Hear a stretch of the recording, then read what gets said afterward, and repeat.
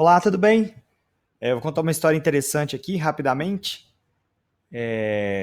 Esse aqui são o professor Ivan e eu, dois professores do Santo Agostinho aqui de Belo Horizonte, na verdade, Contagem, aqui em Minas Gerais. E nós, hoje, somos professores dessas pessoas amadas aqui, e essa é a nossa experiência hoje em dia. Mas não era sempre assim, e aconteceu que quando a gente chegou na escola, a física era uma coisa complicadíssima, né? Os pais ficavam preocupados porque os filhos não davam conta, a experiência não estava legal, e aí a gente fez uma reversão para esse tipo de experiência aqui. Isso aqui é o que hoje a física é, uma física organizada. O Office 365 entrou para fazer um alinhamento de todas as atividades, o professor tem mais tempo para cuidar dos alunos, e a gente tem gamificação, a gente tem experiências verdadeiras, os meninos felizes. Mas como é que a gente fez para chegar nesse ponto, né? Quais foram os recursos que a gente usou? Como é que a gente fez essa virada? Bom, a primeira coisa foi adotar de coração uma trinca muito legal, que é o Moodle, que é uma plataforma aberta, é open source, Microsoft Teams, que faz toda a organização pedagógica da nossa área, e o estudo do Expert, porque os cursos da Microsoft incríveis, a gente adota tudo e adota mesmo. Então a gente começa com colaboração, professor Ivan e eu, de pijama, cada um em sua casa, elaborando uma prova que ia ser aplicada para os nossos alunos. Eu, Patrick, professor no laboratório, professor Ivan em sala de aula, a gente constrói uma prova ao mesmo tempo utilizando o Word Online. E aí, quando a prova fica pronta, o professor Ivan é o assessor de referência pedagógica, ou seja, a prova já está revisada, e a gente tem uma experiência que os alunos não sabem quem elaborou a prova, de tanto que ela tem a cara da nossa área. E para a gente conseguir integrar melhor, a gente não usa só o Word Online, não. A gente usa o Excel Online também, mas de um jeito bem especial. A gente construiu uma planilha simples, em que cada linha é uma semana. Então eu tenho aqui o professor Ivan do lado direito, preenche o planejamento dele de sala de aula. Eu preencho o planejamento aqui do laboratório e a gente está sempre junto, dialogando sobre isso. Nesse Zoom aqui dá para ver que cada linha tem a data, ou seja, essa é a semana do dia 3 de setembro, essa é a semana do dia 10 de setembro, cada semana tem um número, e como o laboratório só tem uma aula por semana, então cada número é o número da aula de laboratório. Então veja que o dia que a gente foi estudar a dilatação anômala da água, foi a aula 26, essa aula aconteceu no dia 10 de setembro. E olha que bacana do lado de cá, eu tenho as habilidades do Enem, que essa aula impacta, através da estrutura que ela tem, e tenho essas metodologias. Veja, eu tenho códigos para as metodologias que eu vou usar para dar essas aulas.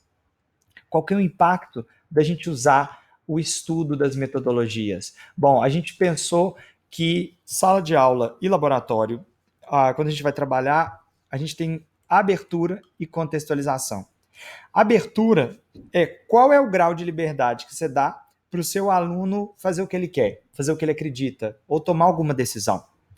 E contextualização é quanto que essa atividade que está sendo realizada tem a ver com a vida ou quanto que ela partiu da vida. Quer ver um exemplo? Você pegar uma molinha, de pendurar nela um pedacinho de chumbo e pedir para o aluno medir qual que é o tanto que aquela mola estica, uma vez que o chumbinho está ali de pendurado, eu estou fazendo uma verificação física pela física. Agora, se eu levo esse menino lá para uma oficina, onde tem um carro desmontado, onde eu posso ver a suspensão e eu posso balançar o carro e sentir como que ele se relaciona, como que é a dinâmica daquela mola, ali eu tenho uma situação contextualizada. E o que é abertura? Abertura, eu posso dizer para o aluno, faça isso, faça aquilo. Ou eu posso simplesmente dizer, escolha um tema e faça uma apresentação. Bom, como é que a gente então vai organizar as nossas metodologias em termos de abertura e contextualização? Desse jeito que está aqui. Eu tenho, por exemplo, aqui um código, um nome, eu tenho uma descrição daquela metodologia e olha que bacana, do lado direito aqui, eu tenho um valor de contextualização e de abertura para cada metodologia. Então, quando eu tenho um projeto em que o aluno escolhe o que fazer, eu tenho uma grande abertura. mas eu tenho uma pequena contextualização, porque a escolha é dentro do tema que o professor escolheu. Então ele pode escolher qual filme ele quer, qual música ele quer traduzir, que no caso aqui é um trabalho com inglês, mas tem que ser de ciências. Bom, se eu mapeei as metodologias, agora eu posso analisar essas metodologias. De que forma? Eu coloco num gráfico em que aulas mais abertas estão mais em cima e aulas mais contextualizadas à direita. O laboratório, então, deve ocupar mais a região direita superior e a sala de aula deve ocupar mais a região esquerda inferior. E olha que bacana o nosso resultado esse ano. A gente tem o laboratório de laranja ocupando, sim, mais à direita, porque ele, em geral, é mais contextualizado, mas veja como o laboratório também passeia pelo lado direito, pelo lado esquerdo, inferior. E veja que a sala de aula, que em geral é uma coisa mais expositiva e determinada, como ela também visita o canto direito, como ela também vai um pouco mais em cima, significando que o aluno tem mais abertura.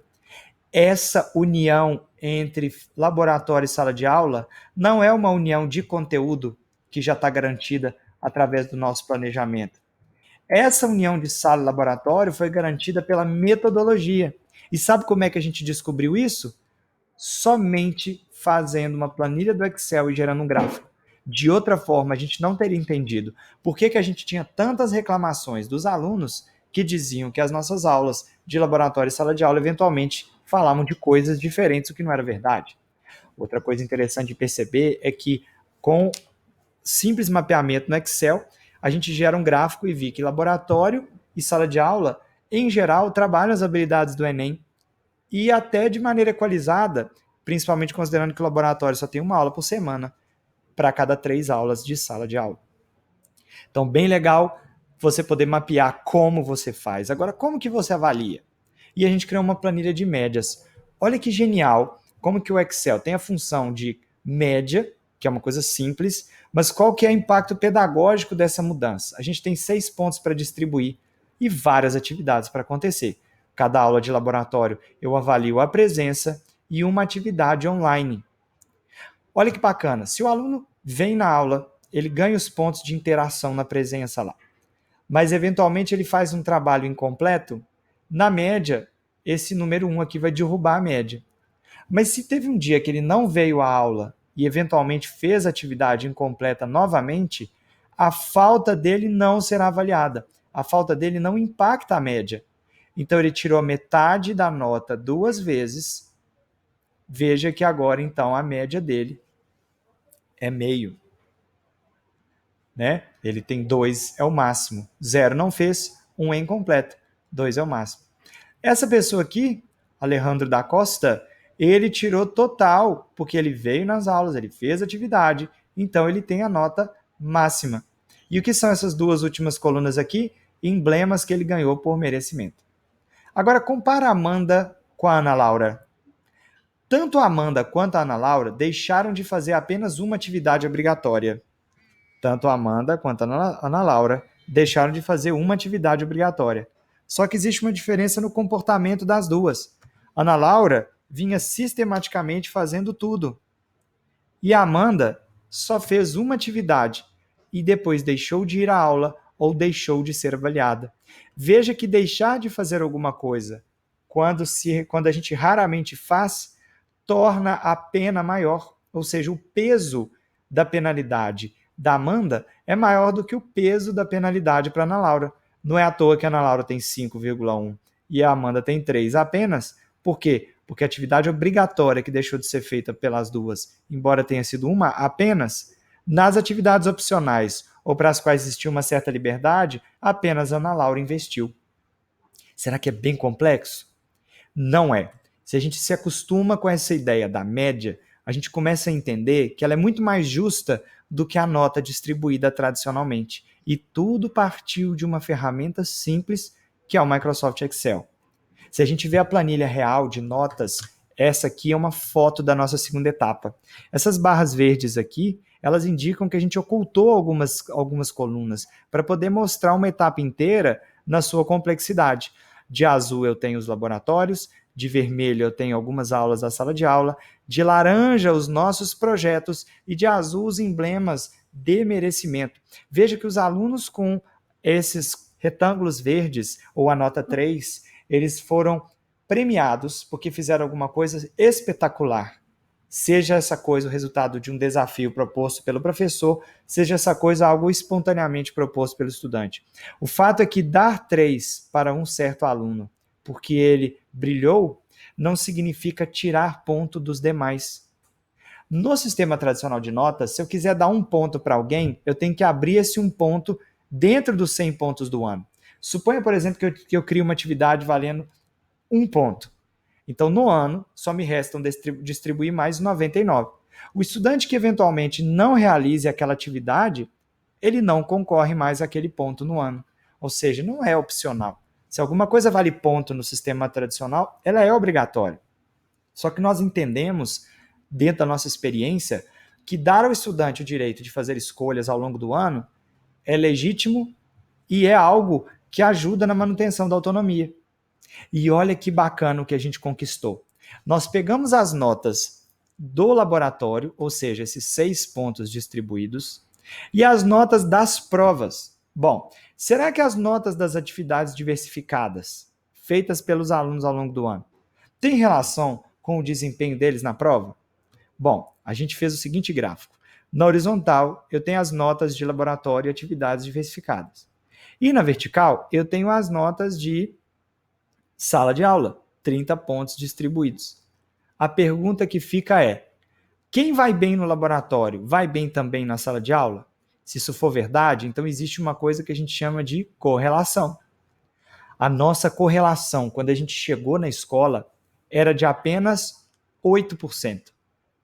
A nossa correlação na segunda etapa deste ano, olha como chegou a 58%. A correlação significa que ir bem no laboratório corresponde a ir bem em sala de aula e vice-versa. Ou seja, existe uma relação importante entre esses dois resultados.